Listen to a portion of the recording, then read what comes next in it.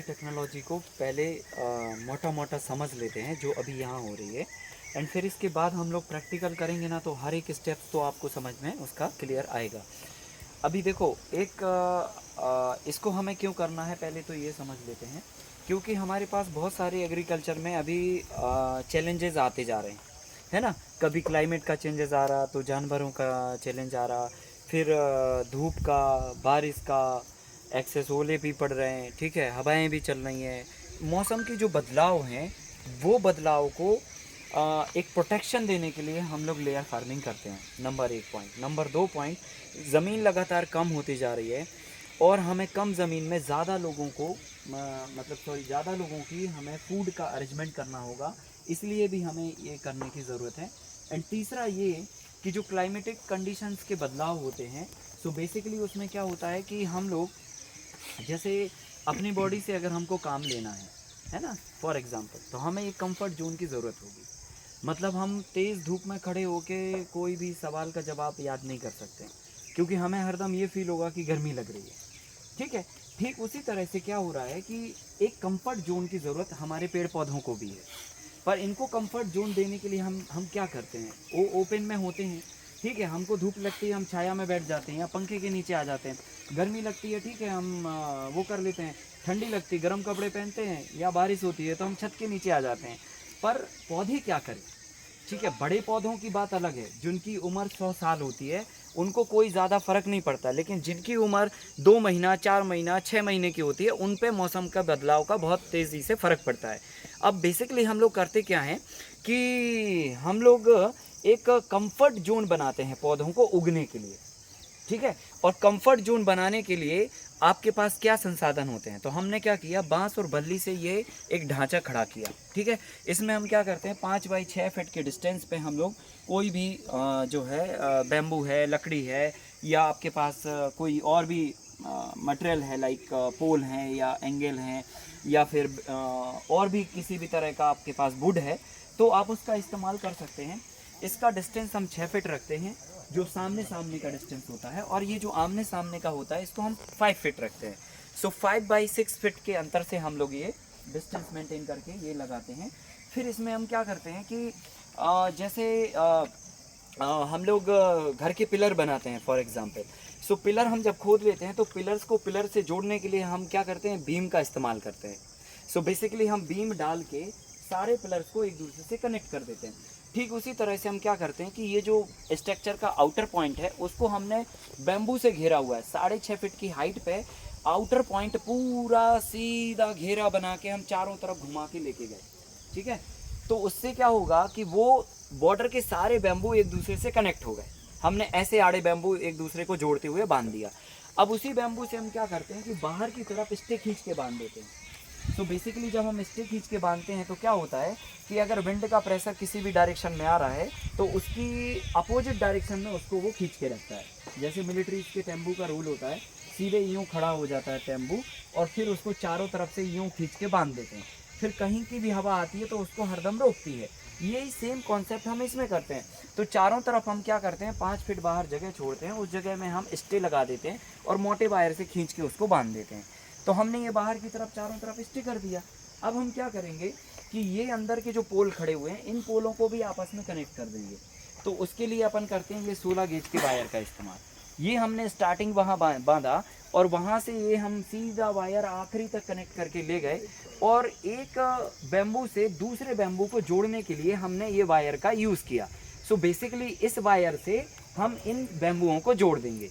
तो अब क्या होगा, ये सारे बैम्बू एक दूसरे से जुड़ गए, ठीक है।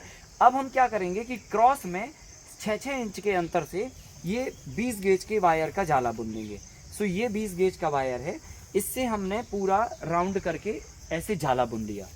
अब इस जाले पे हमने क्या किया, ये जो घास होती है हमारी, लाइक ये धान का पैरा भी हो सकता है, आपका ये कुछ भी हो सकता है, और अलग अलग जगहों पर अलग अलग तरीके की घासें होती हैं। आप किसी भी एक घास का यूज़ कर सकते हो। हमारे पास हमने 40 घासों की लिस्ट बनाई है कंप्लीट, उनमें से आप किसी भी एक घास का यूज़ कर सकते हैं।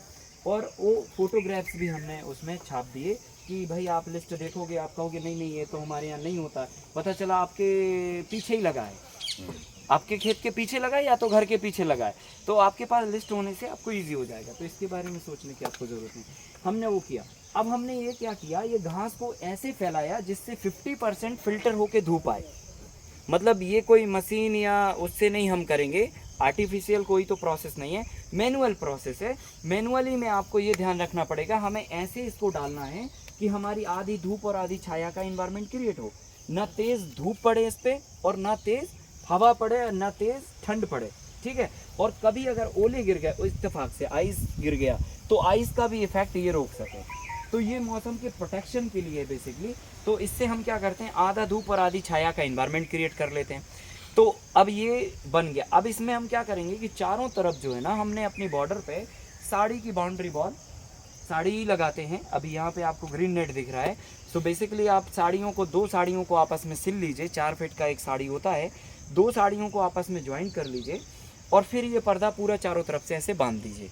और फिर पर्दा बांधने के बाद आप पीछे की साइड से, मतलब बाहर की तरफ से उसको सपोर्ट करिए। सो सपोर्ट के लिए आप कोई भी एग्रीकल्चर वेस्ट का इस्तेमाल कर सकते हैं, लाइक बाजरे का डंठल हो सकते हैं, मक्के के डंठल हो सकते हैं, जवार के डंठल हो सकते हैं, अरहर के डंठल हो सकते हैं, सरसों के हो सकते हैं, कोई भी जो भी आपके पास बेस्ट अवेलेबल हो। हमने बाहर की तरफ से उसको लगा दिया और फिर वो लगाने के बाद हमने बाहर से ही तार सीधे खींच के बांध दिया और अंदर से उसको तार को पकड़ के अंदर में बांध देते हैं। तो क्या होता है, तार बांधते हैं तो वो सारा एग्रीकल्चर वेस्ट चिपक के बन जाता है और साड़ी अंदर हो जाती है, तो उससे साड़ी फटती नहीं है। तो उसका सर्विस लंबा हो जाता है। और अगर साड़ी का अवेलेबिलिटी ना हो, कई जगह पे तो ऐसे मार्केट होते हैं सेकंड हैंड जहाँ पे कपड़े मिलते हैं, तो इजीली मिल जाती है। अभी हमारे पास इधर मार्केट लगता है बुधवार के बुधवार में, 24 रुपये, 17 रुपये से लेकर 24 रुपये में हमको एक साड़ी मिल जाती है। तो वो वहाँ पे अगर मिल जाए तो ठीक है भाई, ख़रीद लो। नहीं तो अगर घर में होती हो इकट्ठी तो वो कर सकते हो और बना सकते हो। और नहीं तो फिर ये रेडीमेड एक विकल्प है कि आप ग्रीन नेट चारों तरफ से तो खींच दीजिए, ये एक होता है, पर इसमें थोड़ा एक्सपेंस ज़्यादा हो जाता है। तो उसको भी लेकिन बाहर से बांध दीजिए, ताकि जो है ना हवा के माध्यम से वो फटे ना किसी भी लेवल पे, ठीक है। अब हम ये कंप्लीट कर दिया, ये पौधों का घर बना दिया। कितने दिन में बदलना पड़ता है? ये पूरा 1 साल तक चलेगा। एक ग्रास 1 साल में बदलना है, बाकी पूरा structure same as it is चलता रहेगा 5 से 6 साल तक। डिपेंड ऑन मटेरियल की क्वालिटी आपने क्या ली हुई है। अगर वायर क्वालिटी बेस्ड लिया है, बैम्बू अच्छा थिक का लिया हुआ है, सारा चीज़ क्वालिटी मटेरियल अगर लगाया है आपने सॉलिड, तो लगभग 6 साल तक 5 साल तक ईजी सर्विस देता है। अब अगर आपने बांस पतले लिए और पुराने बांस लिए, कच्चे लिए, पोल लिए, तो ठीक है साहब, वो 1-2 ही साल में फिर गिर जाएगा या सर्विस ख़त्म हो जाएगा उसका। तो ये हमने लगाने के बाद ये पूरा पौधों का एक कंफर्ट, कूलिंग इन्वायरमेंट और एक घर बन गया, ठीक है। अब हमने एक तरफ तो इसका एंट्रेंस रख दिया और एक तरफ कहीं पे भी, जहाँ पे भी आपको, जिस कॉर्नर पे आपको चाहिए कि इधर से हमारा जाने का दरवाज़ा हो, वो भी आप वहाँ पे बना सकते हो। अब हम क्या करेंगे कि सबसे पहले नंबर यहाँ पे बेड बनाएंगे। तो बेड बनाने के लिए ये हम लगभग 1 से 1.5 फीट का रास्ता छोड़ते हैं। इस रास्ते पर हम अपना चलना करते हैं और ये यहाँ से लेकर वहाँ तक लगभग 3.5 से 4 फीट चौड़ा हमारा बेड होता है। सो बेसिकली इस 3 से 4 फीट चौड़े बेड पर हम 6-6 इंच के अंतर से और 2-2 इंच की गहराई से पहले रूट क्रॉप को लगाते हैं। सबसे पहले नंबर ग्राउंड फ्लोर की क्रॉप को लगाते हैं। तो हमने मान के चलो यहाँ पे हल्दी लगा दी या अदरक लगा दिया या फिर अरबी लगा दी, कचूर लगा दिया, बहुत सारी रेंज है, आपको लिस्ट मिल जाएगा, उसमें आप देख सकते हो क्या क्या लगा सकते हैं हम लोग, ठीक है। सो ऑप्शन बहुत सारे हैं। तो हमने एक रूट क्रॉप लगा दी पहले नीचे। ऐसे ही रूट क्रॉप लगाने के जस्ट बाद हमने उसको ऊपर से सरफेस से लीफी क्रॉप से ढक दिया। तुरंत जैसे ही हम रूट क्रॉप लगाएंगे और उसके जस्ट बाद हम लीफी क्रॉप बो देंगे। उसका पीछे का कारण ये है कि देखो, वीड्स जो होते हैं, आपको वीड्स को कंट्रोल करना, आपका मेन मुद्दा है कि वीड्स को कंट्रोल किया जाए, क्योंकि वीड्स ही सारी फसल को कमज़ोर बनाते हैं, नंबर 1। नंबर 2, पूरी फसल का खाना भी खा जाते हैं। नंबर 3, निकालना तो पड़ता ही है आपको, सो कॉस्ट भी बढ़ जाती है। तो वो 3 जगह नुकसान होता है हमको। तो वीड्स ना आए, बुराई हमारे दिमाग में ना आए, उसके लिए हमको क्या चाहिए, अपने आप को पूरी तरह से किसी काम में इंगेज करके रखना पड़ेगा। अगर हम 10 मिनट के लिए भी खाली हो गए तो 10 मिनट में भी तो कोई ना कोई खरपतवार जैसे विचार आपके दिमाग में आते रहेंगे। तो ऐसे ही हाल मिट्टी का है, आपने मिट्टी को खाली छोड़ा और वो कुछ ना कुछ उगाएगी, क्योंकि उसका स्वभाव है उगाना, दिमाग का स्वभाव है चलना, तो ये चलेगा। अभी क्या है पत्ती वाली सब्जी नहीं बोएंगे तो देखो अभी हमने इस मॉडल को लगाया फरवरी में फॉर एग्जांपल, तो ये इसको निकलने में 2.5 से 3 महीने का वक्त लगता है ऊपर आने में। तो जब तक ये 2.5 से 3 महीने में ऊपर आएगी तब तक क्या होगा, इस जगह पे खूब घास उग गई होगी, क्योंकि इसकी उम्र होती है सर 9 महीना। तो ये 3 महीने में अपना बचपन लेके आएगा ऊपर। घास की उम्र होती है 3 महीना, तो वो तो 1 महीने ही में अपना पूरा कवर कर लेगा। तो उसकी एज कम होती है, इसकी एज ज़्यादा होती है। तो हम लोग क्या करते हैं, इसके सरफेस पर लीफी क्रॉप बो देते हैं बहुत डेंसिटी में। इससे 2 फायदे होते हैं। नंबर 1, एक तो पत्ती वाली सब्जी आपस में सट जाती है। लीफी क्रॉप का अगर हम स्टडी करें तो खरपतवार को कंट्रोल करने के लिए यहाँ तक आने के लिए हमको 4 साल का वक्त लगा। हमने पहले वीड्स पर काफ़ी स्टडी किया। हमने वीड्स पर जब स्टडी किया तो हमें पता ये लगा कि एक तो ये नाइट्रोजन बेस्ड होते हैं, इनको फॉस्फेट, कैल्शियम और ये सब नहीं चाहिए, इनको चाहिए नाइट्रोजन, नंबर 1। नंबर 2, इनका लाइफ जो है ना बहुत लंबा नहीं होता है ना, इसलिए ये जल्दी उग जाते हैं, क्योंकि इनको जीना ही थोड़ा है तो इसलिए जल्दी उग जाते हैं। नंबर 3, ये जो है अक्सर बारिश के टाइम पे ज़्यादा उगते हैं। और बारिश के टाइम पे उगने का साइंटिफिक कारण ये है कि ऊपर एनवायरनमेंट में जो 70% नाइट्रोजन है, वो नाइट्रोजन पानी के दबाव में जाके इकट्ठी धरती पे गिरती है और 3 दिन में हरियाली आ जाती है। आप वैसे ही कितना पानी बहाते रहिए उतना घास नहीं उग पाएगा, लेकिन 1-2 पानी अगर अच्छे जम के गिर गए तो 3 दिन बाद घास ही घास हो जाती है।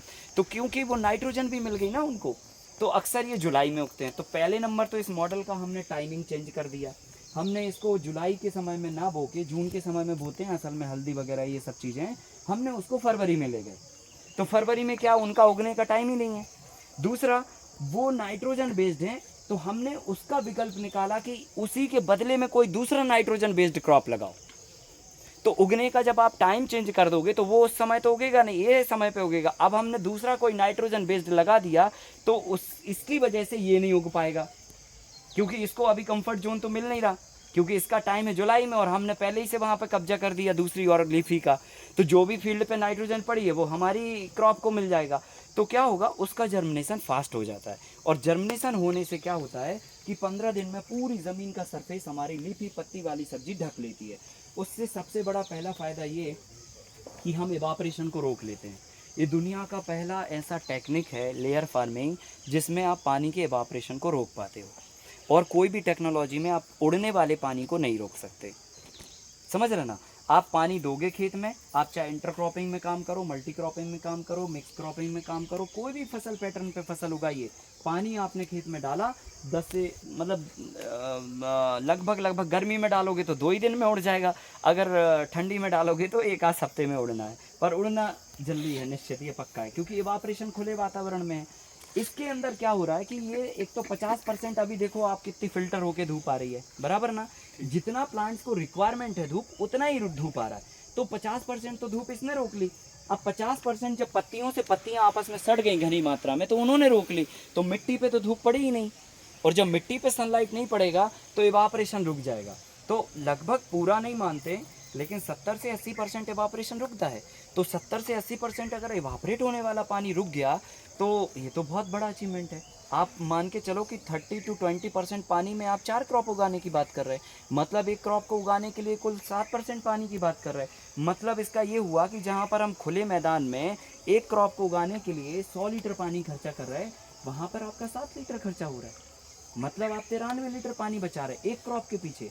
तो ये बहुत एक बड़ा अचीवमेंट हो जाता है। बल्कि हम इसमें कोई पानी बचाने के लिए काम नहीं करते, लेकिन ऑटोमेटिकली इसमें पानी की बचत होती है। नंबर 2, जब पत्ती वाली सब्जी बहुत घनी मात्रा में हम बोते हैं सो बेसिकली क्या होता है, जगह स्पेस नहीं बचता, क्योंकि पत्तियों से पत्तियां सट जाती हैं। खरपतवार को आना है जुलाई में, हम उसके पहले फरवरी में ही पूरा जगह को कब्जा करके बैठ गए। अब जब आपने पूरी जगह कब्जा कर ली तो किसी के लिए कोई जगह ही नहीं बची।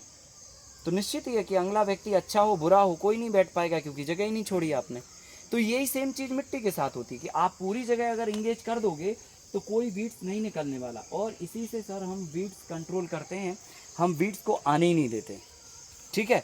तो पत्ती वाली जब सब्जी बोते हैं, पत्तियों से पत्तियां सटती हैं, पूरा कवरिंग होता है, ग्रीन मल्चिंग की तरह होती है, उससे वीड्स उग के नहीं आ पाते। तो वीड्स का फ़ायदा हो गया। तीसरा फ़ायदा ये होता है कि जैसे हमारे लिए जीवन जीने के लिए भोजन, पानी और हवा की आवश्यकता होती है, ये कंप्लीट सत्य है मानव का। लेकिन अभी हमारी ज़रूरतें काफ़ी ज़्यादा बढ़ गई हैं, तो अभी हमको ऐसा लगता है कि नहीं, हमको जीने के लिए घर चाहिए, हमको जीने के लिए कपड़े चाहिए, मोबाइल चाहिए, गाड़ी चाहिए एंड एक्स वाई जेड, बहुत सारा चीज़, ठीक है। बट अगर ज़िंदा रहने के लिए अगर हम बात करें तो भोजन, पानी और हवा चाहिए आपको। ज़िंदा रहने के लिए इन सब चीज़ों की कोई ज़रूरत नहीं है। ज़िंदा रहने के लिए भोजन, हवा और पानी चाहिए। अगर ये ना मिले तो हम 10 मिनट भी अपनी ज़िंदगी को आगे नहीं बढ़ा पाएंगे, ठीक है। तो ओवरऑल ऐसी प्लांट्स के लिए भी है, जितने भी संसार में जीने वाले जीव हैं उन सबको भोजन, पानी और हवा की आवश्यकता होती है। अब होता क्या है कि प्लांट्स जो है ना, पत्तियों से फोटोसिंथेसिस करते हैं, तो इन्होंने भोजन बना लिया अपना। ज़मीन से हमने इनको मॉइस्चर दिया, तो ठीक है, इनको नमी मिल गया।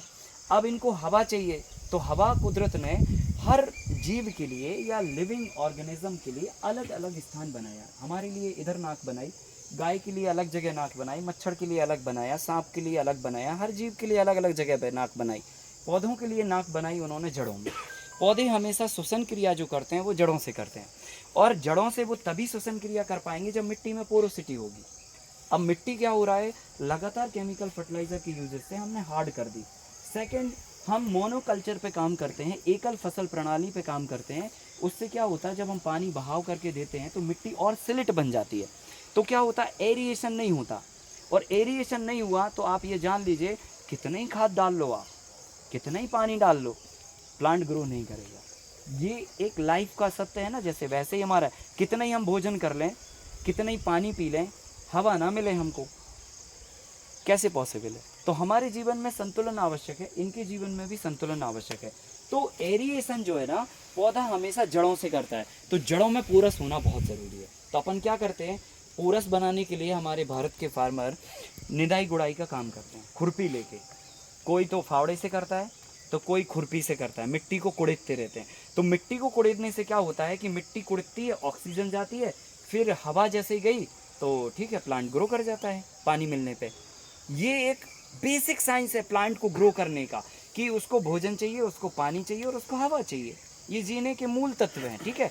अब क्या हो रहा है, भोजन मिल रहा है, पानी मिल रहा है, लेकिन हवा नहीं मिल रही, क्योंकि हवा अंदर जा नहीं पा रही। तो अपन ने जो पत्ती वाली सब्जी बोई थी ना, उसको अपन जड़ समेत निकालते रहते हैं। तो एक बार में पूरा नहीं निकालते कभी भी। हम क्या करेंगे, थोड़ा सा निकालेंगे, है ना। जो पौधे बड़े बड़े हो गए उनको हमने निकाला, आज धो धा के बाजार बेच दिया, तो हमारा रेवेन्यू भी आज जनरेट हो गया, और वो जगह में मिट्टी उखड़ गई। पेड़ उखाड़ा तो मिट्टी उखड़ गई, तो ऑटोमेटिकली हमारा टिलेज हो गया, नंबर 1। नंबर 2, 1 एकड़ में जब आप पूरा लीफी वेजिटेबल बोओगे तो एक दिन में कभी नहीं निकाल पाओगे, क्योंकि इतना सारा होगा। एक बेड का, आप 2 बेड का भी लीफी निकाले ना, आपका 500-1000 रुपये का काम हो गया एक दिन का, ठीक है। तो आप इतने सारे बेड हैं, अगर 1 एकड़ में 50 बेड रख रहे हैं आप, तो ठीक है, 5 बेड का आज हार्वेस्ट करिए, 5 का कल करिए, 5 का नरसों करिए, ऐसे 5-5 का करते आप 10 दिन तक आखिरी में जाएंगे, जब तक पहले से फिर हो जाएगा। ऐसे इसका आपका कैश फ्लो डेली बेसिस पे बना रहता है जुलाई तक, नंबर 1। नंबर 2, हम हर बार जब उसको प्लांट को उखाड़ते जाएंगे, हर बार टिलेज होता जाएगा, ठीक है कि नहीं, हर बार टिलेज होता जाएगा, तो हमारा टिलेज का हर बार का खर्चा बच गया, और ऊपर से नीचे की फसल और हेल्दी होती जाएगी, क्योंकि ऑक्सीजन प्रॉपर मिलेगी उसको। एंड थर्ड थिंग, कि हमारी जगह भी साफ़ होती जाएगी, है ना। हर बार पेड़ उखाड़ेंगे, मान के चलो 1 करोड़ पेड़ बोए हमने, 1 लाख पेड़ आज उखाड़ लिए, फिर 1 लाख उखाड़ लिए, तो जगह भी साफ़ होती जा रही, क्लीन होती जा रही, तो नीचे वाली फसल को ऑक्सीजन भी मिल रही और उसको ऊपर उगने का रास्ता भी मिलता जा रहा, जगह भी बनती जा रही है। तो ऐसे इसके 3 फ़ायदे होते हैं, पानी की बचत होती है, वीड्स नहीं आते हैं, एंड एरिएशन प्रॉपर हो पाता है। थर्ड, हम क्या करते हैं कि ये जो स्ट्रक्चर बनाने के लिए हमने पोल यूज़ किए थे, इसी पर हम एक क्रीपर्स लगा देते हैं, पत्ती वाला क्रॉप लगा देते हैं, ये लता वाली, और इसमें वो लता वाली लगाते हैं जिनकी पत्ती का साइज छोटा होता है, स्मॉल साइज होता है पत्ती का, ठीक है। तो इनकी पत्तियाँ जैसे कुंदरू हुआ, करेला हुआ, पड़ोरा हुआ, परवल हुआ, टिंडे हुए, इस तरह की क्रॉप जिनका लीफी का साइज, टिंडे मतलब छोटी लौकी होती है, वो गोल गोल आता है, टिंडा बोलते हैं उसे बेसिकली, इतना इतना सा होता है, गोल गोल लौकी जैसे ही होता है पूरा, खाने में भी लौकी जैसे ही लगता है, पर साइज उसका इतना होता है। तो वो हम इसके ऊपर लगा सकते हैं। तो यहाँ हमने जहाँ पर बैम्बू है वहीं पर हम लगाएंगे, ताकि वो इसके सहारे चढ़ सकें। तो आप देखिए पूरे स्पेस में हमने हर पोल पे तो ये अपनी लता वाली क्रॉप लगा रखी है, इसको हम कुंदरू बोलते हैं। और ये हम इसलिए लगाते हैं क्योंकि इसको लगाने के लिए एक बार आपने लगा दिया तो कई साल तक आप फ्री हो जाते हैं, क्योंकि इसलिए आपको बार बार बस यहाँ से आप कटिंग करके छोड़ दीजिए, नीचे का पूरा पौधा छोड़ दीजिए, ये अपने आप से सीज़न आएगा तो फिर ग्रो करने लग जाएगा। इसकी खास बात ये है। तो हमने क्या किया, इस पर हमने मतलब क्रीपर्स लगा दिया और ये जाके पूरा ऊपर ग्रो करेगा। ठीक है, तो तीसरी फसल हमारी ये हो गई। अब हम क्या करेंगे, इसी जगह पर ये जो हमने बेड बनाए ना, इन्हीं बेड्स पर हम बीच में सेंटर ऑफ द बेड लगा देंगे काय के प्लांट, पपाया के प्लांट। तो पपाया ग्रो करेगा सीधा स्ट्रक्चर के ऊपर, क्योंकि वो सीधा बढ़ता है तो वो इस स्ट्रक्चर के ऊपर निकल जाएगा। तो टॉप फ्लोर पर हमारा पपीता हो जाएगा, थर्ड फ्लोर पर हमारी ये क्रीपर्स हो जाएगी, फर्स्ट फ्लोर पर हमारी लीफी हो जाएगी और ग्राउंड फ्लोर पर हमारी रूट क्रॉप हो जाएगी। अब हमने हर कंडीशन में हर एक जगह का स्पेस का यूज़ किया। लेयर फार्मिंग में थोड़ा डिफरेंट ये है, बेसिकली देखो बहुत सारे लोग, जब हमने ये कॉन्सेप्ट तैयार करके लोगों के बीच में ले गए, बहुत सारे लोगों ने हमसे कहा यार ये तो पहले ही होता है। तो मैंने कहा एक्सप्लेन करो कैसे होता है। तो उन्होंने कहा आप कितना क्रॉप उगा रहे हैं एक उसमें। मैंने कहा अभी तक तो हम 4 उगा पाए, है ना, इतने साल मेहनत करके। तो बोले हम तो यार 6 उगाते हैं। मैंने कहा यार बताओ यार, हम है ना, हम तो इतने साल में इतने उस पर आ पाए। तो उन्होंने कहा साहब जो है ना, हम क्या करते हैं, सहजन लगाते हैं पहले, ठीक है, फिर सहजन के साथ में हम फिर हल्दी लगा देते हैं, फिर हम क्या करते हैं कि पपीता लगा देते हैं, फिर हम क्या करते हैं अरहर लगा देते हैं। तो मैंने कहा भाई ऐसे तो आप 100 फसलें लगा दो, है ना, आप 4-5 क्या आप 100 लगा दो भाई। एक एक लाइन में आप कई तरह की चीज़ें लगाते जाओगे तो वो लेयर थोड़ी कह रहेगी। आप लेयर किसको बोल रहे, एक के बाद एक लगाने को लेयर नहीं बोलते, लेयर बोलते हैं एक के ऊपर एक लगाने को। समझ रहे ना, दिस इज डिफरेंट, ये बिल्कुल हटके है। इसमें हम मिट्टी के स्पेस का यूज़ कर रहे हैं, अलग अलग परत का, ना कि हम मिट्टी का यूज़ कर रहे हैं। सो लेयर फार्मिंग अभी तक हम जो कर रहे थे या मान रहे थे कि वो लेयर है, पर वो लेयर नहीं, मल्टी क्रॉपिंग है। उसको मल्टी क्रॉपिंग पैटर्न बोलते हैं। मल्टी क्रॉपिंग मतलब एक ही खेत में कई तरह की फसलें उगाना, ठीक है। अब लोग क्या समझ रहे हैं कि ये एक लाइन डाल दी मतलब ये एक लेयर हो गई, फिर उसके बाजू से दूसरी लाइन डाल दी तो दूसरी लेयर हो गई। तो ऐसे तो आप लाइन डालते जाओ इन्फिनिटी है, 6 क्या आप 50 600 डाल दो, कोई फर्क नहीं पड़ रहा। लेयर का मतलब होता है एक के ऊपर एक, मतलब जो आप एक के ऊपर एक स्टोरी बनाते हैं, बिल्डिंग बनाते हैं। सो समझ लो 1000 स्क्वायर फीट के ऊपर आपने 1000 स्क्वायर फीट का फिर कंस्ट्रक्शन कर दिया, फिर 1000 का कर दिया, तो 1000 को आपने 3 फ्लैट बना के 3000 में बदल दिया। ये है वो कॉन्सेप्ट। इसमें हम मिट्टी के सरफेस का इस्तेमाल कर रहे हैं। मिट्टी की सरफेस से लेकर 2 इंच तक की जड़ें, मतलब लगभग इतनी जितनी हमारी उंगली है, यहाँ तक की जड़ें पत्ती वाली सब्जी की हुई। इसके नीचे हमारा ये रूट क्रॉप है, तो उसकी जड़ें और नीचे जाएंगी उसके, फिर उसके बाजू से हमारा ये क्रॉप है, इसकी जड़ें 2 फीट नीचे जाएंगी, फिर इसके बाद हमारा पपीता है जिसकी टेप रूट जाएंगी, और ये सब अलग अलग फ्लोर पर फलेंगे। कंद वाला ग्राउंड फ्लोर पे फलेगा, लीफी वेजिटेबल फर्स्ट फ्लोर पे फलेगी, क्रीपर थर्ड फ्लोर पे फलेगी और पपीता टॉप फ्लोर पे फलेगा। तो सबका अलग अलग अलॉटमेंट है, ऊपर भी और नीचे भी। ये क्रॉपिंग सेटिंग को हम मल्टी लेयर बोलते हैं, ठीक है। तो multi layer this is different, and उसके लिए आपको ये ढांचा भी बनाना पड़ेगा, क्योंकि बिना ढांचे के आप लेयर कर ही नहीं पाओगे, फिर वो मल्टी क्रॉपिंग रह जाएगी। ये जो है ना, ये जो आपने हाइट बताई, हाँ, अगर ये 1 फीट और ऊपर रहे तो कोई दिक्कत करेगा? नहीं नहीं, कोई दिक्कत नहीं करेगा, कर सकते हैं। पर क्या होता है अपनी हाइट के मुताबिक, जैसे अगर आपके खेत पे सभी लोग काम करने वाले ज़्यादा हाइट के हैं तो ठीक है, आप आधा फीट बढ़ा लो, लेकिन अगर मीडियम हाइट के हैं तो उन सब का ध्यान में रखते हुए थोड़ा कम ही हाइट का और बनाओ। दूसरा ये ऊपर अगर हम लोग इसको ग्रीन नेट ही लगा दें, नहीं, नहीं फिर पर्पस ही खत्म हो जाएगा। अच्छा, ये वेंटिलेशन जो आ रहा है ना, अभी देखो, अभी हवा चल रही है, आपको अनकंफर्ट फील हो रहा है क्या? नहीं कितना बढ़िया फील हो रहा है। This is good environment. Green net लगाने से एयर ही नहीं आएगा, एयर नहीं आएगा तो क्या होगा, ह्यूमिडिटी क्रिएट होगी। एंड थर्ड, लाइट भी नहीं नहीं, हाँ लाइट वो तो सब इशू है, ये क्रीपर्स ग्रो नहीं कर पाएगा। कहाँ जाएगा वो? ये क्रीपर्स एक बार जैसे आपने बताया एक क्रीपर्स वो अपने आप हर साल होता रहेगा। हाँ तो यानी कि इसको हम चेंज नहीं कर पाएंगे अगर हमने इस साल नहीं, आप कर सकते हैं, वो आपकी प्लानिंग है, आपको करना तो आप उखाड़ दीजिए, लेकिन अगर अलग अलग भी लगा सकते हैं ना, अलग-अलग अगर भी लगा एक सकते लाइन पे ये लगाया तो दूसरे लाइन दूसरा लगा सकते वो कर सकते हैं, वो कोई दिक्कत नहीं। अच्छा, अभी हमारी बात कंप्लीट होने दीजिए। तो हमने ऐसे करके 3-4 एक जगह पे सेटिंग कर दी। अब देखो इसमें हमारा पानी का बचत हुआ 70%, खरपतवार बिल्कुल नहीं आए, या आए तो ठीक है, हमने पहले साल किया, हमें उतना अच्छा से नहीं आया चलाना, 50% आए 70% आए, पर कंट्रोलिंग होगी, इसमें कोई दो राय नहीं। हाँ, पहले साल आप थोड़ा कंट्रोल करोगे, धीरे धीरे करके हम कंट्रोलिंग की सिचुएशन में 3 साल के अंदर आप वीट फ्री कर सकते हो अपनी लैंड को। एकदम से नहीं होगा, आपको पेशेंस रखना पड़ेगा, क्योंकि ये एकदम से झटके से तो सारा प्रॉब्लम सॉल्व नहीं हो सकता। आपको प्रैक्टिस, या तो आपके पास इतना अनुभव हो पहले से कि हाँ भाई ठीक है आप कर ले जाओ। जैसे मिट्टी से घड़ा बनाना अगर हम आपको बताएं तो आप पहली बार में थोड़ी आप परफेक्ट बर्तन बना दोगे, आप उल्टा टेढ़ा बनाओगे, टेढ़ा मेढ़ा बनाते बनाते जब आप 10-20 बार बना लोगे तो प्रैक्टिस आ जाएगा। ऐसे ये वाला मामला है, ये नॉर्मल फार्मिंग प्रैक्टिस से थोड़ा डिफरेंट है, क्योंकि इसमें आपको ये घर बनाना पड़ता है, ये पूरा टेक्निकल और मैकेनिकल काम है ये, ठीक है। तो इसमें क्या क्या होता है वो हम लोग प्रैक्टिकल स्टेप बाय स्टेप करेंगे, आपको बताएंगे हर स्टेज क्या। पर ये करने से आपका पानी का बचत हुआ, खरपतवार नहीं आए, कीड़े कम लगेंगे साहब।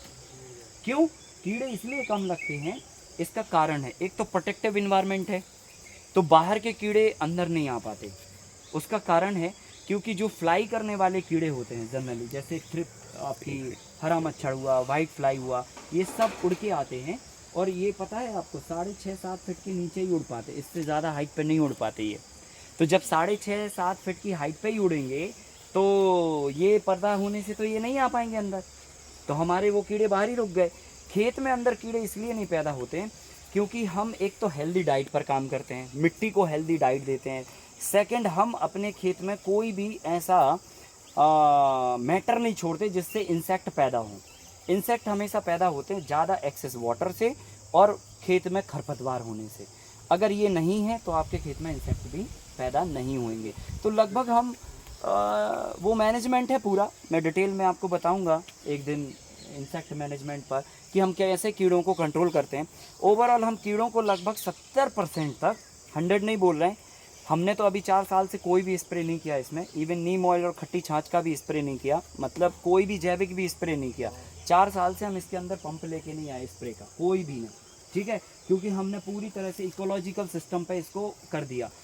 अगर मान के चलो इल्ली बिल्ली लगती हैं तो हमारी चिड़ियाएँ बहुत हैं, वो घूमती रहती हैं, उनको दिख जाता है किधर क्या हो रहा है, वो जाके चुन चुन के लेके चली जाती हैं।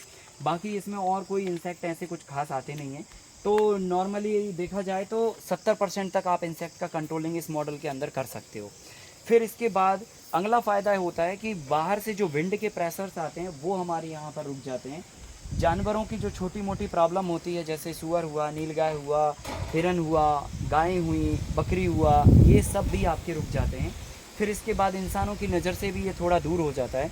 नॉर्मल में अगर हम कुछ भी करेंगे तो दूर से दिखेगा आपका कि क्या हो रहा है, तो ठीक है, किसी का भी दिमाग मतलब जो है ना नुकसान पहुंचा सकता है, तो वो से भी ये बचाएगा। इसके बाद जो है ना बहुत तेज़ तूफ़ान, बहुत तेज़ गर्मी, बहुत तेज़ ठंड और बहुत तेज़ ओलों से भी आपके प्रोटेक्शन मिलेगा। बेमौसम आप सब्जियां उगा पाओगे और इसके अंदर काम करने में भी बहुत आसानी होती है। आज हम आपको बता दें, ठीक है, हम सब लोग अभी मान के चलो एक कॉरपोरेट जगत से आए हुए हैं हम, ठीक है, एक अच्छे वातावरण में हम रहे हैं, एक अच्छे घर में, एक अच्छी व्यवस्था में, एक अच्छा एसी वाले माहौल में रहें। हम अगर खुले खेतों में डायरेक्टली उतरेंगे तो मतलब जो है ना, मुझे नहीं लगता कि हम लोग एकदम से सूट कर जाएंगे। ठीक है, आप कर सकते हो, मैं ये नहीं कह रहा हूँ, पर एकदम से सूट करना बॉडी के लिए थोड़ा कठिन हो जाएगा। इस माहौल के अंदर काम करना आपको सूट करता है।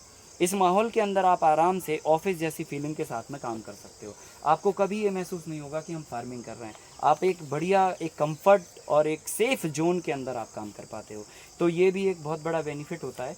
और इसके बाद मैं बोलता हूँ 2 चीज़ें और। नंबर 1, ये मॉडल पूरी तरह से बायोडिस्पोजेबल है। ठीक है, इस मॉडल में हमने जो भी चीज़ यूज़ किया, लाइक बायर यूज़ किया, घास यूज़ की, बैम्बू यूज़ किया, ये सब बायोडिस्पोजेबल है। तो इन्वायरमेंट को हम अपने टेक्नोलॉजी से रत्ती भर भी नुकसान नहीं पहुंचाने की बात कर रहे हैं। सेकंड, ये इकोनॉमिकल सस्टेनेबल है।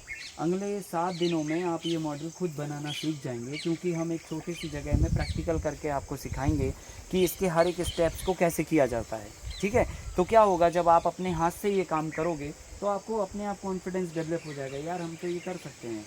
ठीक है। तीसरा, इकोनॉमिकल बाइबल है। बाइबल इसलिए बोला कि आज किसान की इनकम साल में 2 बार हो रही है, और 2 बार इनकम से किसान अपनी सस्टेनेबिलिटी एंड अपना परिवार अच्छे से नहीं चला पा रहा, ये फैक्ट बात है। हम महीने में 1 बार इनकम करने वाले भी नहीं उतना अच्छे से काम कर पा रहे, तो जिसकी इनकम 6 महीने में 1 बार होनी है, वो भी 95% रिस्क पर, तो वो कैसे मतलब अपना परिवार आगे बढ़ा पाएगा, ये तो शोध का विषय है।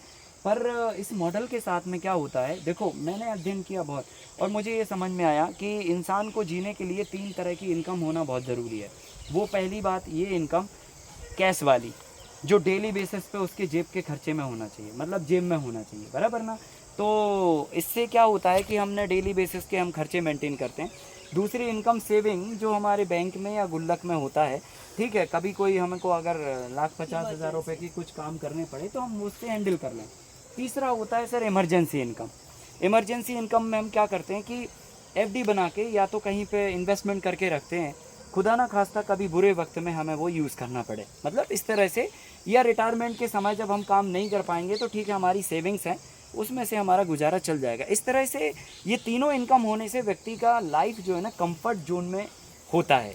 पर ये एक बिजनेसमैन के लिए हो जाता है, एक नौकरी पेशा वाले के लिए भी हो जाता है, एक इंडस्ट्रियलिस्ट के लिए भी हो जाता है, एक सिंगर, एक नेता और एक अभिनेता के लिए भी हो जाता है। हर एक सेक्टर में हो जाता है ये संभव, लेकिन फार्मिंग सेक्टर में ये पॉसिबल नहीं होता, क्योंकि यहाँ तो 2 ही बार इनकम करने बैठे हम साल में। तो हम कैश मेंटेन करेंगे उस इनकम से, या सेविंग करेंगे, या पुराने कर्जे चुकाएंगे, या एफडी बना के रखेंगे अपना बुढ़ापे का, तो पॉसिबल नहीं है। पर ये मॉडल में हमने जो सीखा है वो मैं अपना अनुभव बता रहा हूँ आपको। जब हम देखो पत्ती वाली सब्जी बोते हैं ना, मैंने अभी बताया, आप वहाँ से लेकर आखिरी तक बोइए, गारंटी के साथ आप 5 बेड से ज़्यादा का वेजिटेबल बाज़ार नहीं ले जा सकते, और उतना ही वेजिटेबल में आप कम से कम 1000 से 2000 रुपये तक जनरेट कर सकते हो। और ये आपका डेली बेसिस पे फरवरी से स्टार्ट होगा और जुलाई तक चलेगा। 5 महीने रेगुलर बेसिस पे आपकी कैश मनी आएगी, डेली बेसिस पे कुछ ना कुछ लीफी वेजिटेबल से। अच्छा, ये जब आएगा ना लीफी, तभी ये क्रीपर्स भी ऐसा नहीं है कि ये बंद रहेगा, ये भी अपना 1-1.5 महीने बाद चालू हो जाएगा। ये 20 दिन में चालू होगा तो ये 1.5 महीने में चालू होगा। तो पैरेलली क्या होगा, पत्ती वाली सब्जी से भी इनकम जनरेट हो रही और इससे भी पैरेलल इनकम जनरेट हो रही। तो क्या करेंगे हम, इसको इसको कैश में ले लेंगे पत्ती वाली को, और इससे जो इनकम जनरेट हुई, ठीक है, 1 हफ्ते में हमारी इकट्ठा जो भी तोड़ाई हुआ 2000 5000 जो भी आया, उसको जाके हमने सेविंग में डाल दिया, क्योंकि कैश तो हमारे पास आ ही रहा है ना, डेली बेसिस पे खर्चा मेंटेन हो रहा। फिर उसके बाद क्या हो रहा है कि पत्ती वाली ये टाइम तक ख़त्म हो गया और अभी हमारा ये चल रहा है। अब ये चलता रहेगा और साथ में हमारे पपीते इसमें स्टार्ट हो जाएंगे, या जो भी आपने फ्रूट क्रॉप टॉप फ्लोर पे लगाया। तो फिर आपके साथ 2 इनकम चालू हैं रेगुलरली। इससे तो नवंबर लास्ट तक चलना है इनकम, और उससे अगस्त से चालू होगी तो वो फरवरी मार्च और अगले तक भी चलता जाएगा, 2 साल तक रेगुलर। तो हमारी अगस्त से पपीते से और इससे भी इनकम रेगुलर है अभी।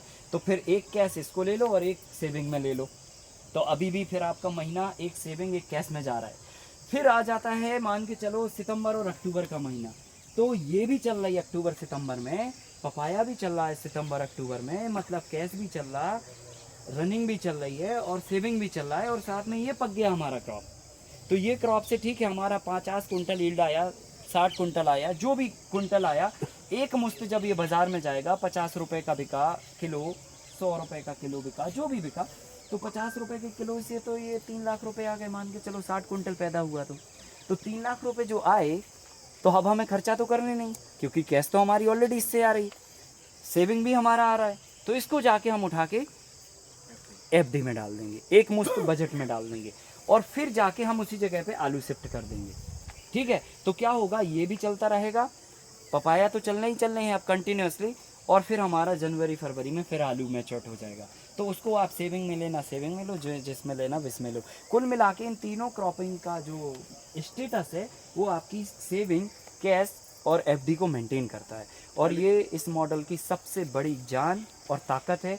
हमने बहुत इंटीरियर में देखा है, ट्राइबल में किसान जो है ना बिल्कुल अब मतलब ये समझ लो कि सांसें चल रही हैं उनकी खेती छोड़ने वाली, कि हाँ बस अब हम छोड़ने का मन बना रहे हैं, कैसे भी तैसे कैसे छोड़ें इसको, बस यही नहीं आ रहा समझ में।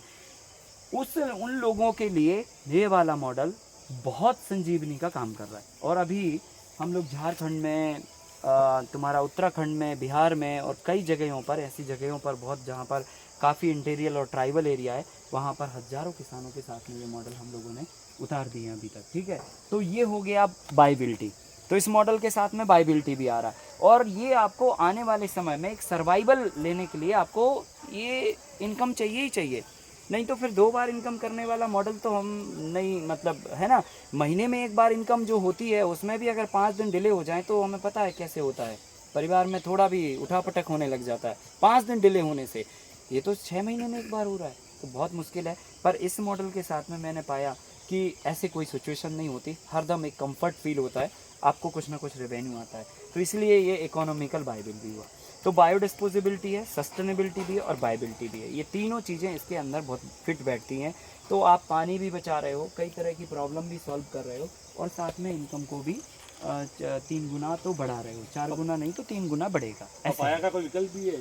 पपाया की जगह पे आप सहजन लगा सकते हो। अभी 2 ही क्रॉप पे हमने एक्सपेरिमेंट अपना लिया है, बाकी और क्रॉपों पे भी हमने कर रहे हैं, पर बाकी क्रॉपिंग के साथ में क्या है कि उसमें बहुत हाईटेक मैनेजमेंट है, मतलब उसमें प्रूनिंग करो प्रॉपर, उसका है ना लीफ की जो डेंसिटी है वो कम करते जाओ, ये सब करना पड़ता है। पर फार्मिंग में अभी फार्मर को इतना प्रैक्टिस नहीं है, तो पता चला हम नहीं कर पाए तो वो मॉडल फिर फेल्यूर हो जाएगा। तो जो हम अभी इजी गोइंग कर सकते हैं ना, वो ये कॉम्बिनेशन है। तो इसमें पपाया को ये नहीं मिलता।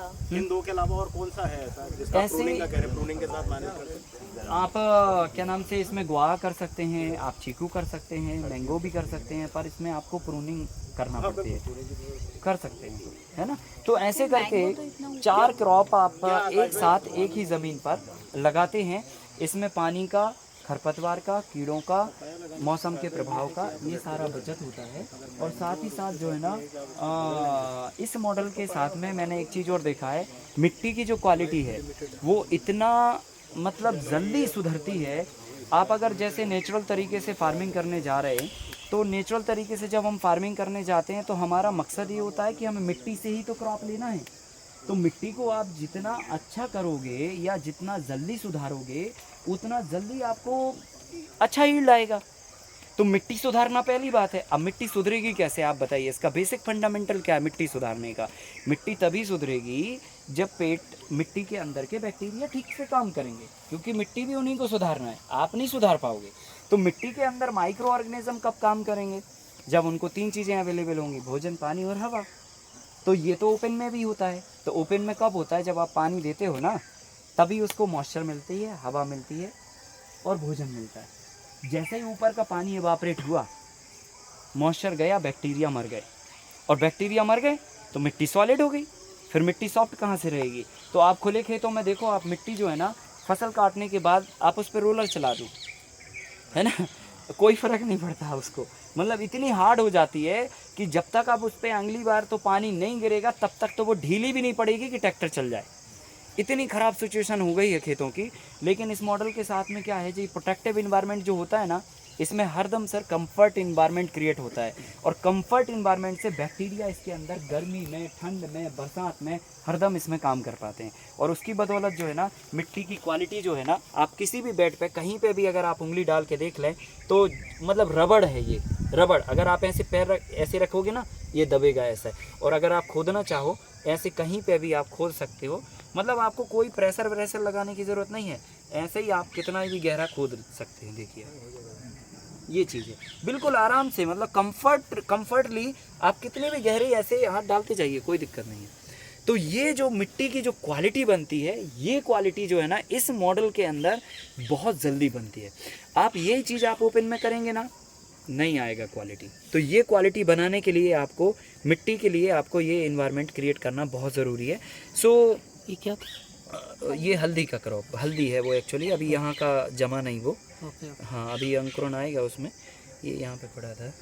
तो ये जो क्वालिटी है, ये मिट्टी की क्वालिटी आप किधर पे भी आप देखिए कैसे भी खोद सकते हैं। ये देखिए, सब हल्दी। अभी देखो इसमें पता है, आप जो कहते हो ना इसमें यार ट्रैक्टर चलाना ये करना, मतलब इसमें कुछ करने की ज़रूरत नहीं है। आप नॉर्मली ऐसे ही नॉर्मल टिलेज कर सकते हो। आपको कोई भी क्रॉप लगानी है तो आपको बहुत ज़्यादा टिलेज करने की ज़रूरत ही नहीं है। मतलब आप फ्यूल का कंजप्शन भी आने वाले समय में इस मॉडल के साथ में ख़त्म कर सकते हो। इतना पावर है इसके अंदर, क्योंकि कंफर्ट जोन मिलता है। तो मिट्टी की क्वालिटी इसमें अच्छा बनता है और जल्दी नेचुरल फार्मिंग में आप सक्सेस हो पाते हैं। ओपन में आपको 3-4 साल लग जाएंगे शायद, इसके अंदर 1 साल के अंदर मिट्टी बढ़िया से बन जाएगा। ये आपने जो 3 जो पाइप लगाई है ड्रिप सिस्टम है? हाँ, ये ड्रिप है। इसमें सिंचाई के लिए टपक सिंचाई का और ये मिनी स्प्रिंकलर का प्रयोग करते हैं। मिनी स्प्रिंकलर और टपक सिंचाई, 2 सिंचाई व्यवस्था इसमें। ये फॉगर है, इससे फॉग बन के पानी आता है। सो बेसिकली ये भी यूज़ कर सकते हैं हम लोग, लेकिन ये केवल टेम्परेचर को कंट्रोल करने के लिए यूज़ करते हैं, क्योंकि ये पानी नहीं देते, फॉग देते हैं।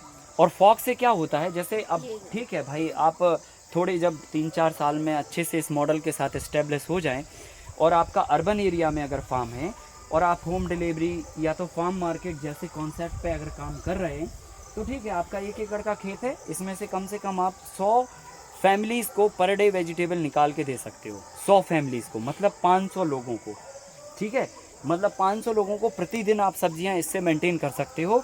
तो आपको क्या करना, अभी ये फॉगर आप चालू कर दो। जैसे आप फार्म मार्केट लगा रहे, तो ठीक है, आपने 10 मिनट पहले आपने इसको चालू कर दिया, तो इसके अंदर जो इन्वायरमेंट बनेगा वो एक अलग ही फीलिंग का इन्वायरमेंट बनेगा। तो ठीक है, कोई भी बंदा आपकी वेजिटेबल खरीदने आएगा तो मन बना के 250 ग्राम का आएगा तो 1 किलो लेके जाएगा, नहीं तो आधा तो लेके जाएगा। वो है इसके लिए। तो ये जब ठीक है थोड़ा एडवांस हो जाए हम, तब जाके इसको कर सकते हैं।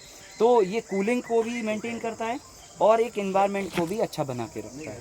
बाकी ये इरिगेशन के लिए यूज़ नहीं कर सकते। मैंने बाहर से बुलाए थे ये अदर कंट्री से ट्रायल करने के लिए कि क्या मतलब जो है ना, ये भी गीला रहता होगा तो ज़्यादा लाइफ इसकी बढ़ती होगी ग्रास के फॉगर से। नहीं नहीं नहीं, नहीं। गीला रहने से तो ये इसकी लाइफ और कमज़ोर होगी।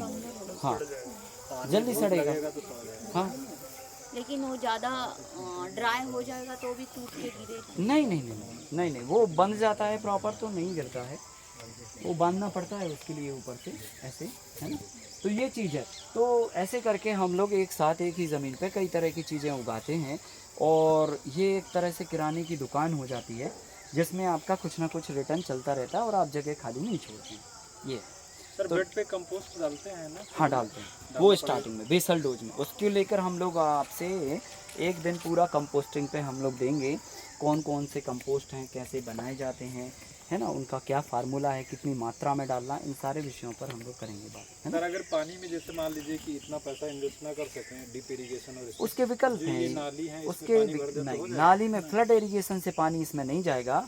इसमें आपको मिनी स्प्रिंकलर इरिगेशन चाहिए। अगर ड्रिप नहीं है तो मिनी स्प्रिंकलर लगाइए, और अगर वो भी नहीं है तो आप मैनुअली ऑपरेटिंग सिस्टम यूज़ करिए।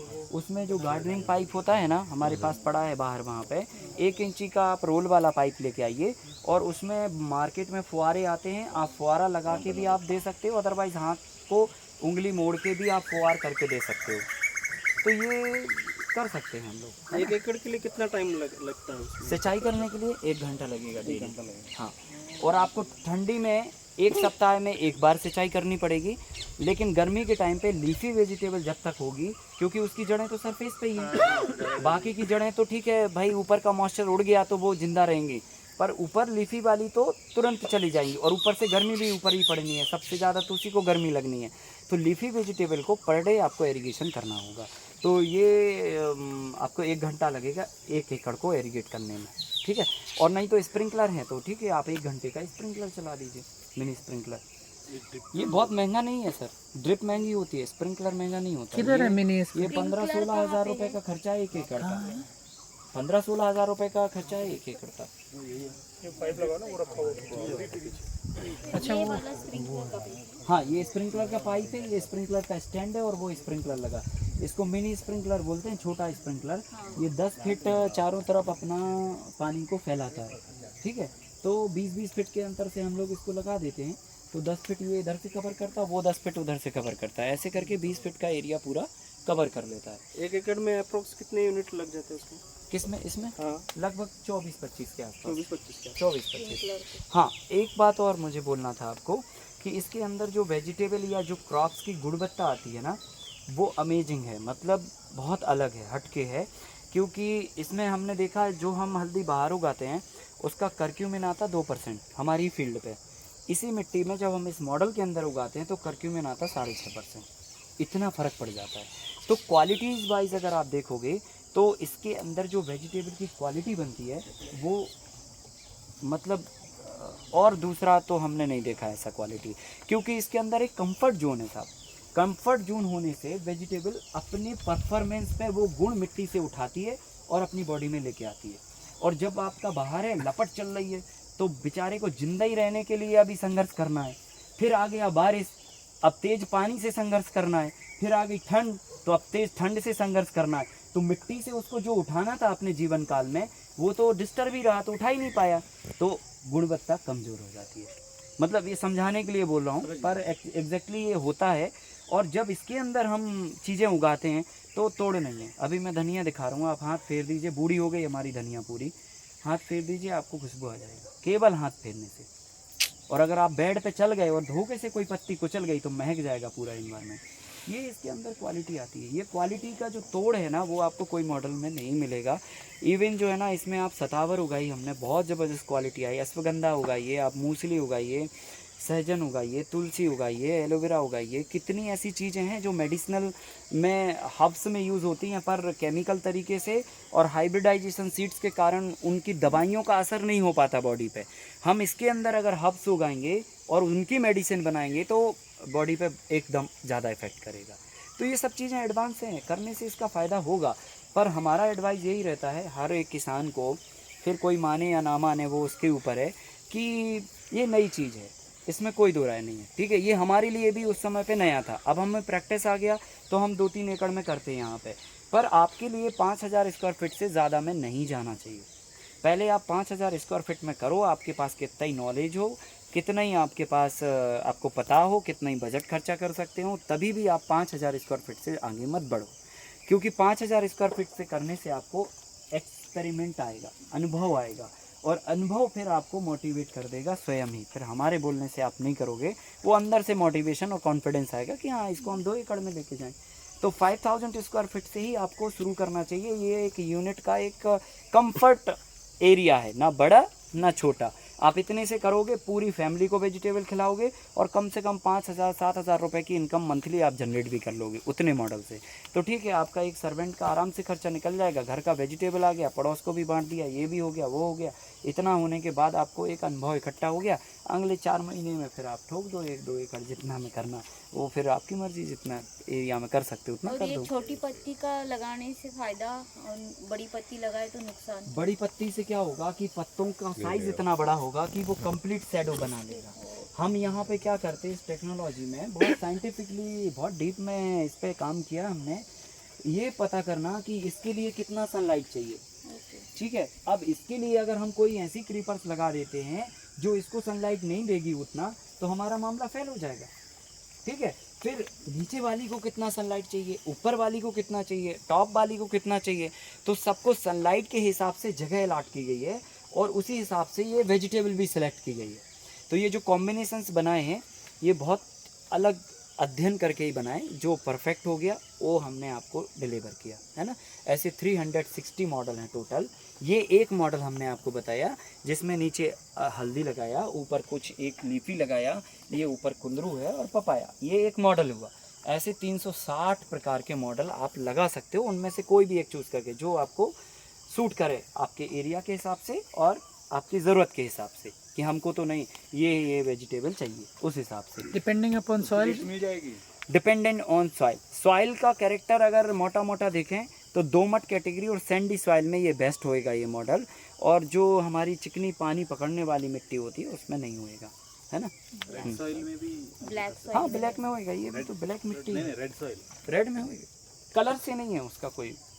तो फर्स्ट टाइम करने के लिए सॉइल ट्रीटमेंट करना पड़ता है। जो मिट्टी केवल पानी पकड़ती है ना उसमें नहीं होगा बस ये, बाकी सब चिकनी माटी बोलते हैं। हाँ। अच्छा, ये जो एक्स्ट्रा करक्यूमिन अभी आपने हल्दी का बताया, वो आपको एक्स्ट्रा प्राइस दे रहा है या उसी रेट पे जा रहा नहीं, प्राइस देता है, दे रहा है? दे रहा है, प्राइस दे रहा है।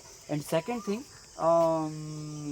क्या नाम से जो नॉर्मल हमारा होता है वो हम 280 रुपये में देते हैं और ये वाला 350 में देते हैं। हाँ, तो ये कोई मतलब स्पेसिफिक मेडिसिन कस्टमर होता है या मेडिसिन मेडिसिन में चला जाता है।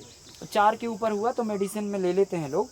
अभी हम ब्लैक पे भी काम कर रहे हैं और जो ब्लैक हल्दी है ना उसका करक्यूमिन मतलब इतना हाई है, मतलब ये तो कुछ भी नहीं लग रहा उसके सामने। मैं अभी दिखाता हूँ आपको।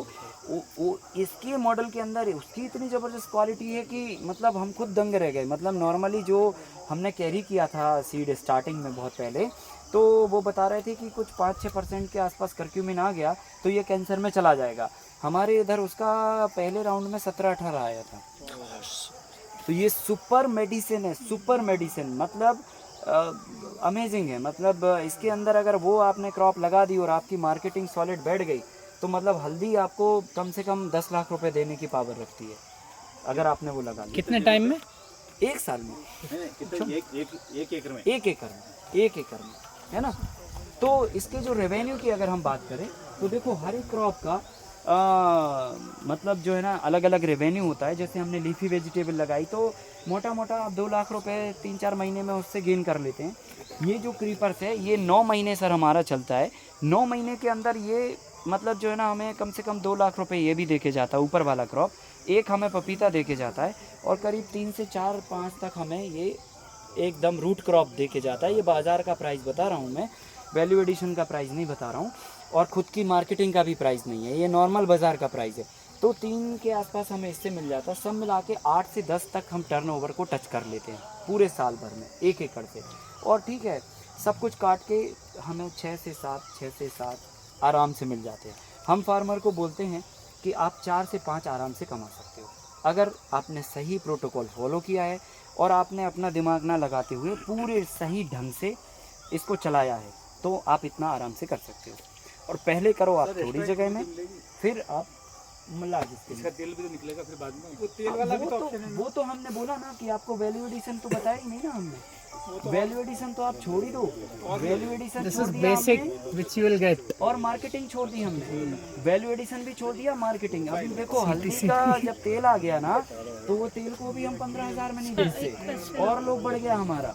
हमने क्या किया, उस हल्दी के तेल से साबुन बना दी, हल्दी के तेल से अगरबत्ती बना दी, हल्दी के तेल से मॉस्किटो कॉइल बना दिया, हल्दी के तेल से मच्छर का तेल बना दिया और उसमें फिर आगे और वैल्यू एडिशन कर दिया। अगर कभी करते जाओ जितना करोगे। एक्सेस वेदर कंडीशन कुछ हुआ, बहुत तेज आंधी तूफान बारिश हुई तो उसमें क्या क्रॉप खराब हो सकती है? देखो अभी देखो ऐसा है कि ये तो हमें मतलब कुछ तो भी ऊपर वाले के हाथ में छोड़ना पड़ेगा, अपने हाथ में हम सारा नहीं ले सकते। क्योंकि हमने देखा है कि जब बहुत तेज विंड आती है तो घरों की छतें उड़ जाती हैं लोगों की। तो ये तो ठीक है भाई, आपका कोई बहुत इसमें कंक्रीट का कंस्ट्रक्शन तो नहीं है। अगर तेज बारिश बहुत कंडीशन में अपवाद स्वरूप कहीं अगर आपने लूज बनाया ये मामला, अगर आपने बायर स्टे अच्छे से नहीं कसे, ठीक है, मटेरियल आपने सही यूज़ नहीं किया, बैम्बू ऐसे ही हल्के यूज़ कर लिए तो जा सकता है। हैवी रेन, हाँ, हैवी रेन नहीं, हैवी विंड में। लेकिन अगर आपने अच्छे तरीके से इसको बनाया है तो आपको मैं एग्जांपल दे सकता हूँ। चोरू एक ऐसी जगह है जहाँ पर ऐसे तूफान आते हैं ना कि गड्ढा बन जाता है। उस जगह पे भी एक 2.5 एकड़ का मॉडल खड़ा है जो भाई हमारे यहाँ 2016 में सॉफ्टवेयर का ड्रॉप करके सिंगापुर से वापस आया था। अभी वो 2.5 एकड़ में कंटिन्यूसली तब से कर रहा है। तो वहाँ पे एक मॉडल है, ऐसे और भी हैं। चोरू में ही 3-4 और मॉडल भी हैं, बीकानेर में है, बाड़मेर में है, जैसलमेर में है। इन जगहों पर है जहाँ पर तो आपको पता है कि नहीं रेंज के लिए तो हम लोग पानी निकास का अरेंजमेंट करते हैं ना। अगर देखो बनाने में गड़बड़ हुई है तो फिर गारंटी नहीं ले सकते, क्योंकि देखो बिल्डिंग का जैसा कंस्ट्रक्शन का रूल है ना, आप अगर उस रूल में अपने रूल लगाएंगे ना तो फिर फॉल्ट हो सकता है साहब, ठीक है। ये टेस्टेड चीज़ है, तो आप जब इस टेस्टेड चीज़ पे ही चलोगे तो फिर चांसेस कम हैं। और फिर 1% तो हमें ऊपर वाले के हवाले पे छोड़ना ही पड़ेगा। उतना तो रिस्क तो जीवन में अभी हमारा भी नहीं है भरोसा, ना आपका भरोसा है, किसी का नहीं, तो उतना तो छोड़ना पड़ेगा। ड्रमस्टिक ये स्कीम में बैठ सकता है क्या? 100% पपैया की जगह लगा। हाँ बिल्कुल बैठता है, बिल्कुल बैठता है, बिल्कुल बैठता है। ये स्टार्ट करने का बेस्ट टाइम पेड़ की साइज मंथ ऑफ फरवरी, तो हर जगह पे सेम होता है? सेम, हर जगह पे सेम, मंथ ऑफ फरवरी हर जगह सेम। अब जरा आप मिट्टी की क्वालिटी अपने हाथ से जरा चेक कर लो आपको फीलिंग आएगी, आपको समझ आएगा। आप खोद के देखो, आप अंदर बेड के अंदर तो फर्स्ट टाइम करने के लिए सॉइल ट्रीटमेंट करना पड़ता है आपको समझ आएगा। आप अपने हाथ से करोगे तो समझ में आएगा। सर। ये फर्स्ट टाइम करने के लिए सॉइल ट्रीटमेंट करना पड़ता है कुछ? हाँ, वो करना पड़ता है, वो मैं आपको बताऊंगा पूरा ट्रीटमेंट का कैसा मेथड्स है, पूरा सारा बताऊंगा, एक एक चीज़ बताऊंगा। इस लेवल में वायर लगा के क्रीपर की और एक लेवल नहीं ले हाँ, 5वां लेयर लेते हैं, वो मैंने बताया नहीं। उसमें भी हम 5 भी, ये तो 4 क्रॉप लिया। 1 मिनट प्लीज, है ना। और टोमेटो लेस हाँ, फिर हम 5वीं क्रॉप के रूप में क्या करते हैं, उधर से वायर लगाते हैं, ये हाइट पे सीधा, ये हाइट पे आखिरी तक वायर लेके जाते हैं, फिर ये हाइट पे सीधा आखिरी तक वायर लेके जाते हैं, फिर ये हाइट पे वायर लेके जाते हैं, और फिर इस पे हम 2-2 फीट पे कोई क्रीपर्स लगा देते हैं। वो क्रीपर्स ये जाले पर हो जाता है, तो एक 5वां क्रॉप हमारा ये हो जाता है। पर उसमें भी फिर हाईटेक मैनेजमेंट, इसलिए मैंने नहीं बताया। उसमें क्या होता है कि जब हम वो लगा तो देते हैं, ये स्पेस का तो यूज़ कर लिया, अंदर का भी स्पेस का यूज़ कर लिया, बट यहाँ पर क्या होता है, फिर लाइट को लेकर थोड़ा कंजक्शन होने लगता है, कंजस्टेड होने लगता मामला। तो आपको क्या करना चाहिए, जैसे हमने लौकी लगा दी मान के चलो, या गिलकी लगाई फॉर एग्जांपल, तो हम क्या करेंगे, वो टाइम पे गिलकी तोड़ने के साथ साथ हम पत्ते भी तोड़ देंगे उसके। तो 4-6 अपन ने पत्ते तोड़ दिए तो वो हल्का हो गया प्लांट।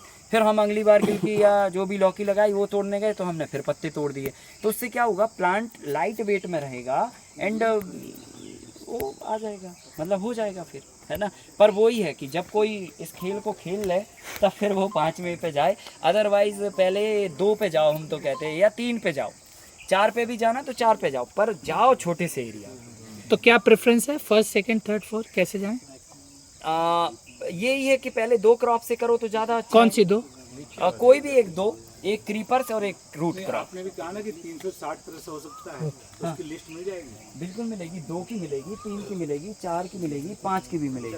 तीनों साइड जो आपने जो मोटर बनाया है वो मिल जाएगा। वो मिलेगी। वेजिटेबल भी और होगा अगर वो जो बोला देखो अभी ड्रमस्टिक का तक बोला, हमने जो किया है वो हम आपको जितना मुंह से बोल के दे सकते हैं ना, उतना मुंह से बोल के देंगे, जितना दिखा के दे सकते हैं उतना दिखा के देंगे, और जितना हम लिटरेचर में दे सकते हैं उतना लिटरेचर में देंगे, और फिर बचेगा तो व्हाट्सएप पे देंगे, ठीक है। उसकी चिंता तो आप करो ही मत, वो हमारी चिंता है, क्योंकि वो आपका संकल्प नहीं है, वो हमारा संकल्प है। इसलिए हम अपने संकल्प को पूरा करने के लिए अपना काम करेंगे। तो आप मांगोगे तो ठीक है, नहीं मांगोगे तो भी हम देंगे जबरदस्ती, तो कोई दिक्कत की बात नहीं। चिकनी मिट्टी का कोई उपाय इसमें? हाँ, वो सॉइल हेल्थ मैनेजमेंट में हम लोग मिट्टी को कैसे बनाना, वो एक विषय है पूरा 1 घंटे का, उसमें आपको बताएंगे मिट्टी को कैसे बनाना। वो रिकवर कर सकते हो? हाँ बिल्कुल। अब मैं आपको देखो दूसरा क्रॉप दिखाता हूँ इसी जगह पे, आइए आपको एक और अनुभव कराता हूँ। थोड़ा बेड पे ही रास्ते में चल के आइएगा, ये देखो बेड पे है, ये जो रास्ता ये बेड पे देखो आप लोग पीछे जो है ना वो बेड पे चढ़ गए हो। टेरेन फार्मिंग के लिए